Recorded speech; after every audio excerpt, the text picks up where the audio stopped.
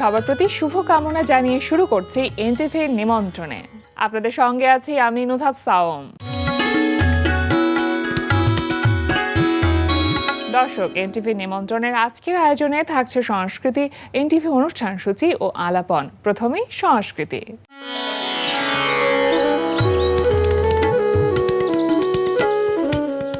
Dhanmondi alias প্রসেসের লা গ্যালারিতে অনুষ্ঠিত হচ্ছে কবি আল মাহমুদ ও শামসুর রহমানকে নিয়ে আলোকচিত্রী নাসির আলী মামুনের আলোকচিত্র প্রদর্শনী ফটোজিয়াম লাইফ অফ পোয়েট্রি। প্রদর্শনী চলবে 16 এপ্রিল পর্যন্ত। উত্তরার গ্যালারি কায়ায় অনুষ্ঠিত হচ্ছে দলীয় চিত্রকলা প্রদর্শনী cross road not a project. প্রতিদিন প্রদর্শনী সকাল 11:30 থেকে সন্ধ্যা 7:30 এই সময় চলবে 16 এপ্রিল পর্যন্ত।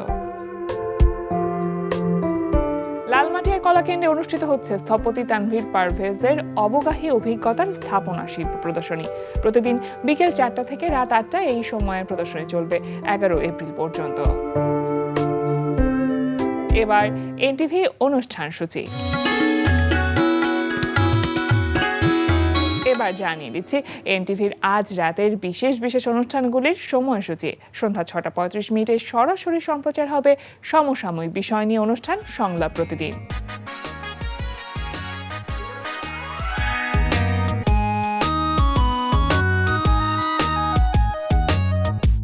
রাত 9টায় থাকছে অনুষ্ঠান স্যান্ডালিনা গ্ল্যামার ওয়ার্ল্ড।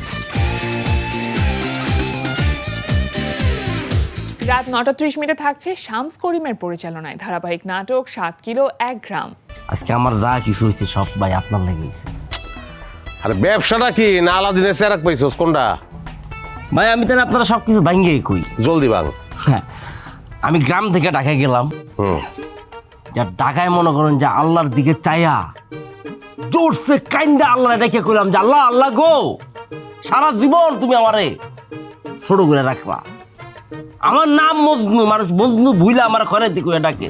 মায় বাপে বই আশের পাশে বন্ধু বান্ধব আত্মীয় স্বজন কেউ আমার পছন্দ না। কামাল বৃদ্ধ বনিতা কেউ পছন্দ না আমারে। আল্লাহ তুমি আমার এমন কিছু একটা দাও, এমন একটা ব্যবস্থা কইরা আমারে দাও যেন মানুষ আমার দেখে এটা কি খায়। আল্লাহ কি দিল? রাত 11:30 সরাসরি সম্প্রচার হবে টক শো এই সময়।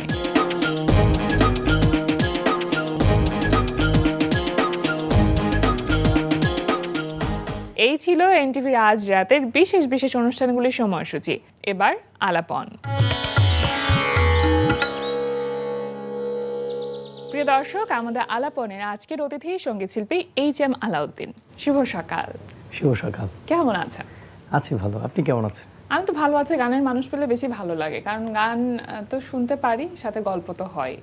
কেমন যাচ্ছে গানের সাথে এই সময়টা? বেশি ব্যস্ত কিনা গানকে নিয়ে? হ্যাঁ, গানকে নিয়ে ব্যস্ত আছি, কারণ গানকে ভালোবাসি, সেই থ্রুতে গান করা। আচ্ছা, তো ব্যস্ত তো কাটছে গানের মধ্যেই। কিন্তু পাশাপাশি তো আবার নিজের একটা চাকরিও করা হয়। তো চাকরির পাশাপাশি গান করা, এটা আসলে কতখানি চ্যালেঞ্জিং?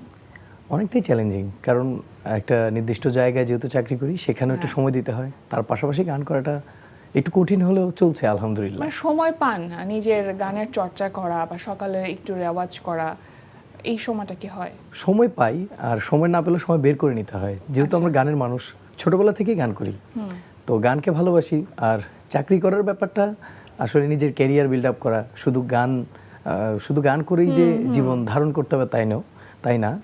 চেষ্টা করি যে গানের পাশাপাশি চাকরি করি, আর সেই জায়গা থেকে গানটাকে সময় দেই। মাঝে মাঝে সকালবেলা যখন ঘুম থেকে উঠি, যখন খুব মনে হয় যে না একটা রেয়াজ করা দরকার, একটু গাওয়া দরকার, অটো চলে আসে, চেষ্টা করি। তার মানে বেশ সকালে তাহলে ঘুম থেকে উঠতে হয়? বেশ সকালে না, 10টায় উঠি। মানে আমরা শিল্পীরা যখন ঘুম থেকে উঠি তখন তো সকাল। মনে হয় কোনো স্কেজুয়াল মানে একদম নির্ধারিত থাকে না আপনার? না, থাকে না বলতে এমন না, আমি তো শিফটিং করি, এক এক সময় এক এক টাইম পড়ে, সেই টাইম অনুযায়ী চলে রোস্টার ডিউটি থাকে। হ্যাঁ। আচ্ছা, গান নিয়ে এর মধ্যে আসলে নতুন কি কি কাজ করা হলো?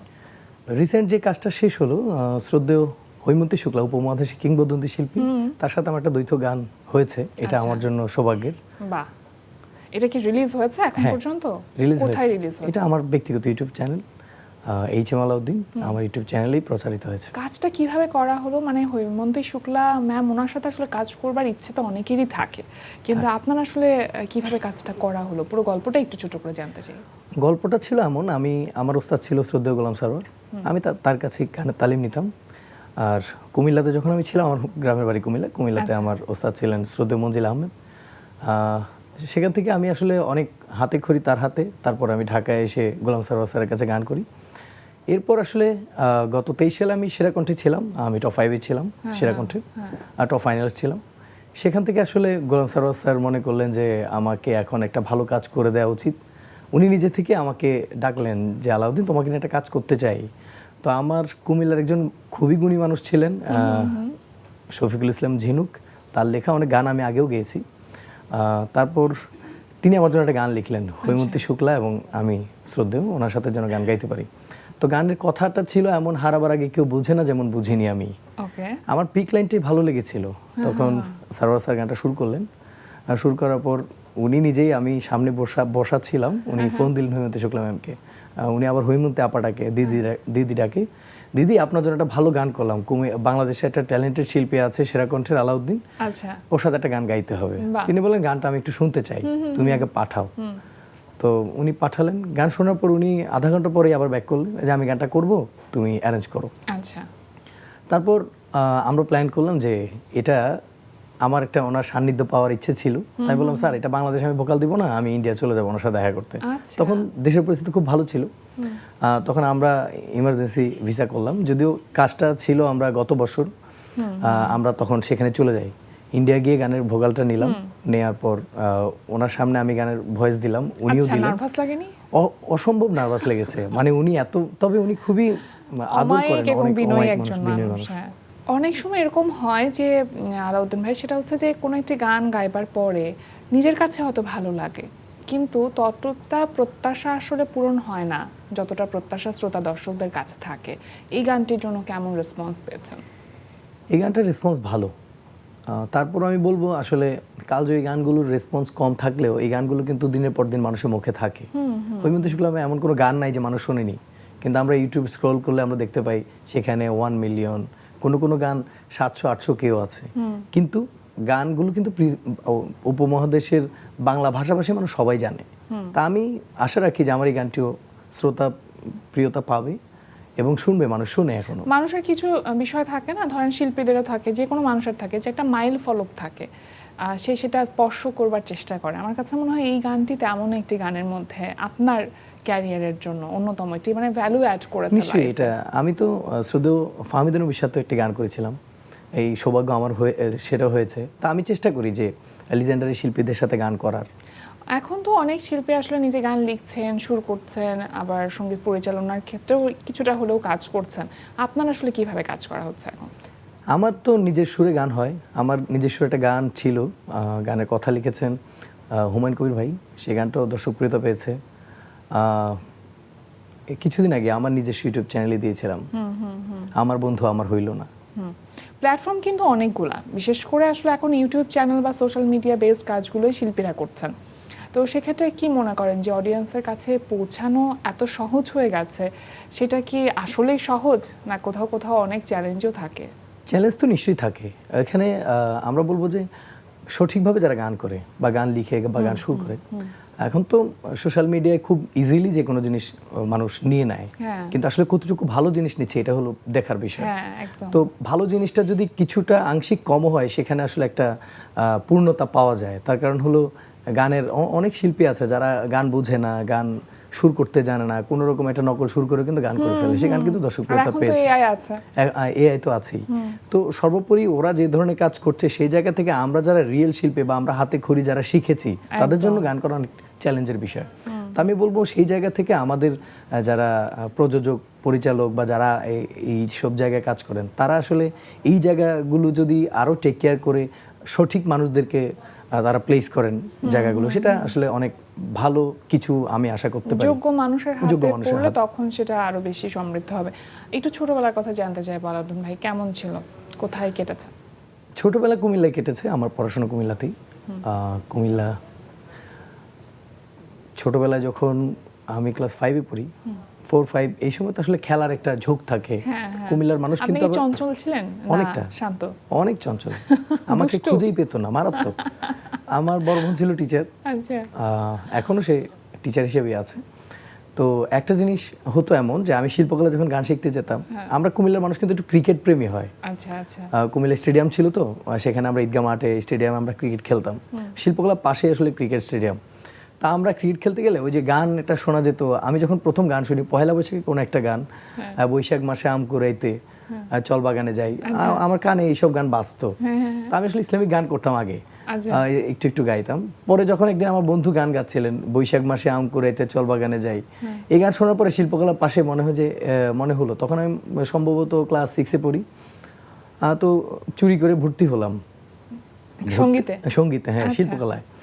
সঙ্গীত বিভাগে ভর্তি হওয়ার পর গান শেখা শুরু করলাম আমি বৃহস্পতিবার শুক্রবার আসলে। একা একা এই সিদ্ধান্ত নেওয়া? হ্যাঁ হ্যাঁ হ্যাঁ, একা বাসা থেকে কিছু বলেন না? বাসা থেকে বলছে মানে এটাই বলছিলাম যে আমার বড় বন্ধু টিচার ছিলেন, তা আমি চুরি করে গান শিখতে যেতাম। যাওয়ার পর একদিন 2 দিন আমি শিল্পকলা ছুটি হতে প্রায় 8টা বেজে যেত সন্ধ্যা, কখনো কখনো 8:30 হতো। তো একটু দেরি করে মাগরিবের পর বাসা ঢোকা তো নিষেধ। মাগরিবের বাসায় গেলেই মাগরিবের পর আপু দিত মায়ের, তুমি কই ছিলা? ক্রিকেট খেলতে গেছে রাতের বেলা। কিসের ক্রিকেট খেলা? ব্যাপারটা এরকম ছিল। হ্যাঁ, তো এইরকম একসময় বলে ফেলছি যে আমি গান শিখি। আচ্ছা, তখন কতদিন হয়েছে তখন?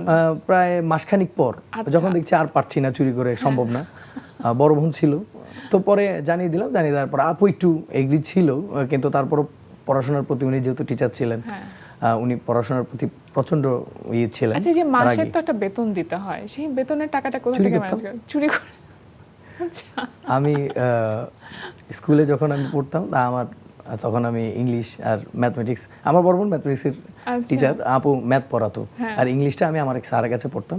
আমি কখনো কখনো স্যারের এখানে 1 মাস যেতাম না, না গিয়ে যে 500 টাকা দিত, এই 500 টাকা আমি স্যারকে দিতাম। এই সমস্যাটা এগুলো যখন বাসায় জেনেছে পরে জেনেছে। তখন কি? তখন আমার স্যার, যার কাছে আমি ইংলিশ শিখতাম, একবার স্যারের বেতন দেইনি, আমি গানের টিচারকে বেতন দিয়েছি। পরে স্যারকে আমি বলে ফেলছি, স্যার আমি তো আপনার টাকা গান শিখে ফেলছি। পরে স্যার হাসলো, পরে স্যারও আমার কাছে গান শুনতেন। আচ্ছা, স্যার খুব উপভোগ করলেন। পরে আমার আপুকে জানালো, ও আমার টাকা আমি না পেলেও ও কিন্তু টাকা দিয়েছে আমাকে, তার কারণ ও গানে দিয়েছে, মানে একই কথা। ছোটবেলায় কি ধরনের গান গাওয়া হতো বেশি? ছোটবেলায় আমি আধুনিক গানই করতাম, যদি এখন আসলে পাশাপাশি ফোক গানও করি। ফোকের প্রতি আমার একটা আলাদা ভালোবাসা আছে, আপনি তো জানেন হয়তো। ফোক গানও আমার দর্শকপ্রিয়তা পেয়েছে 2টো গান, মানুষ হলো সেরা বেঈমান, এই গানটা মিলিয়ন ভিউজ হয়েছে। আচ্ছা, আধুনিক ফোক দুটো মিলেই করছি আর কি এখন তো সেটা করছেন, কিন্তু আপনার কণ্ঠে বিষাদের সুর বেশি ভালো লাগে। মানে এটা মনে হয় এই কমপ্লিমেন্ট, এটা কমপ্লিমেন্টই বলবো, এই কমপ্লিমেন্টটা আপনি মনে হয় অনেক পেয়েছেন। এটা কি মানে পজিটিভ মনে হয় নাকি নেগেটিভ মনে হয়? নিশ্চয়ই পজিটিভ মনে হয়। আমি যখন সেরা কণ্ঠে ছিলাম, আমার জাজেস ছিলেন অনেক সিনিয়র গুণী মানুষরা ছিলেন। আমার এখানে ছিলেন শ্রদ্ধেয় রুনাল আলা ম্যাম, সামিনা চৌধুরী ম্যাম, রেজনা চৌধুরী বন্যা। আমাদের যখন একটা পর্যায়ে আমরা যখন যাই সেমিফাইনালের পর, তখন আমাদেরকে আসলে সব ধরনের গান গাইতে হয়, যেটাকে ভার্সেটালিটি বলে। তো ভার্সেটালিটি দেখার জন্য কিন্তু ওনারা আমাদের একটা পর্ব রেখেছিলেন। সেখানে আমাকে রুনাল আলা ম্যাম বলেছেন তুমি একটা ফোক গান গাও। তখন আমি গিয়েছিলাম গগনেতে ডাক দেয়া। এই গানটা যখন গাই, তখন ওনারা একটা কমপ্লিমেন্ট দিয়েছিলেন, দাঁড়িয়ে আমাকে কমপ্লিমেন্ট দিলেন। এটা আমার জন্য অনেক বড় ব্যাপার, যে তুমি তো অসাধারণ গান গেয়েছো, আমি দাঁড়াতে বাধ্য হলাম যদি আমি অসুস্থ, আপনারা তো পর্বতে দেখতে পারেন। তো এই ধরনের কমপ্লিমেন্ট পেয়েছি। সামিনা চৌধুরী ম্যাম থেকে অনেক বড় বড় কমপ্লিমেন্ট পেয়েছি, রেজনা চৌধুরী বন্যা ম্যাম থেকে অনেক কমপ্লিমেন্ট পেয়েছি। এটা আমার জন্য সৌভাগ্যের। অনেক স্টেজ শো করা হয়েছে, তার মধ্যে বেস্ট স্টেজ শো যদি বলি, কোনটার কথা বলবেন? স্টেজ শো তো আমি উপভোগ করি সবচেয়ে বেশি টেলিভিশন প্রোগ্রামগুলো। আচ্ছা, লাইভ এখানেও যেগুলো করেছি, থাকে। এনটিভিতেও করা হয়েছে অনেক প্রোগ্রাম। এখন পর্যন্ত প্রকাশিত মৌলিক গানের সংখ্যা কতগুলো জানা নেই, অনেক মৌলিক গান করেছি, অনেকগুলো করা হয়েছে, হিসাবও রাখি না, তবে আনুমানিক যদি বলি প্রায় 30-এর উপরে হবে। প্রথম মৌলিক গান কবে করা হয়েছিল? প্রথম মৌলিক গান করা হচ্ছে 2015 সালে। সেটা কিভাবে হলো? সেটা আমার এক ছোট বোনের মাধ্যমে, শান্তাপাল তুলি ছিলেন। শান্তাপাল তুলি তখন মৌলিক গানে কাজ করা শুরু করে। আচ্ছা, সে আমাকে একদিন বললেন যে লিটন দাস নামের একজন সুরকার, গীতিকার, ইভেন তিনি মিউজিক কম্পোজারও, তার তথ্য আমাকে দিলেন। উনি অনেক ভালো ভালো গান করেছেন। তো প্রথম ওনার সাথে আমার যোগাযোগ হওয়ার পর উনি আমাকে কিছু গান করান। সেখানে আমি প্রথম মৌলিক গান করেছিলাম কাষ্ঠ খড়ি বিনে কি আগুন জ্বালালি আমার মনে। আচ্ছা, এটা দিয়ে আমার জীবনের গান শুরু, মানে মৌলিক গানের যাত্রা শুরু। সেটাও বিষাদের গান। সেটা বিষাদ। আমার বিচ্ছেদাঙ্গিকের গান ভালো লাগে। ভালো লাগে। গান শুনবার সময় কাদের গান বেশি শোনা হয়? শোনা হয় কুমার বিশ্বজিৎ স্যারের গান শুনি আমি সবচেয়ে বেশি। আমার ভালো লাগে, যেহেতু আধুনিক আধুনিক শিল্পী ছিলাম। আধুনিক। হ্যাঁ, আচ্ছা। আর এখন তো ভার্সেটাইল, এখন তো যেহেতু ফোক গান করি, আমাদের তথাকথিত যারা আছে না সবার গানই শোনা হয়, ভালো লাগে। এমনিতে পরিকল্পনাটা কি? মানে একটা তো থাকে যে সব ইচ্ছে মানুষের পূরণ হয় না, কিন্তু তারপরও আমাদের কিন্তু ইচ্ছে শেষ নেই। আমরা যে একটা জীবনে আসলে অনেক কিছু পেতে চাই। গানকে ঘিরে স্বপ্নটা কি? গানকে ঘিরে স্বপ্ন হলো একটাই, গান করেই যাব। উপমহাদেশের মধ্যে অনেক কিংবদন্তি মানুষ জন্মেছেন, আমরা যদি কিংবদন্তি হতে পারবো কিনা জানি না, এত বড় দুঃসাহস আমাদের নেই। তবে আমাদের গান যেন ভাষাভাষী, বাংলা ভাষাভাষী মানুষ শুনে, এইটুকু করে দিয়ে যেতে চাই, ইচ্ছা আছে। মানে ভালোবেসে কাজ করে যাওয়া, গানের সাথে থেকে যাওয়া, সেটাই একমাত্র চাওয়া, ইচ্ছে বা প্রত্যাশা। অনেক অনেক শুভকামনা রইল আপনার জন্য। আগামী দিনগুলো সুন্দর হোক, গানের সাথে গানকে ঘিরে আরো অনেক সমৃদ্ধ হোক জীবন, সেটাই প্রত্যাশা করছি। আজকে আমাদের আয়োজনে আসবার জন্য, গান শোনাবার জন্য অনেক অনেক ধন্যবাদ। আপনাকে অনেক ধন্যবাদ। প্রিয় দর্শক, আমরা চলে এসেছি অনুষ্ঠানের শেষ প্রান্তে। অনুষ্ঠান সম্পর্কে আপনার মতামত জানাতে মেইল করুন এনটিভি নিমন্ত্রণে @ntvbt.com। বিশ্বের যে কোনো প্রান্ত থেকে যে কোনো সময় এনটিভি নিমন্ত্রণে দেখতে ভিজিট করুন আমাদের পূর্ণাঙ্গ ওয়েব পোর্টাল www.ntvbt.com। এছাড়া এনটিভি সব জনপ্রিয় অনুষ্ঠান ও খবরের আপডেট পেতে ভিজিট করুন আমাদের ইউটিউব চ্যানেল ও ভেরিফাইড ফেসবুক পেজে। সবার মঙ্গল কামনায় আজকের মতন এখানেই শেষ করছি। সবাই ভালো থাকুন, সুস্থ থাকুন, সুন্দর হোক আপনার প্রতিটি মুহূর্ত।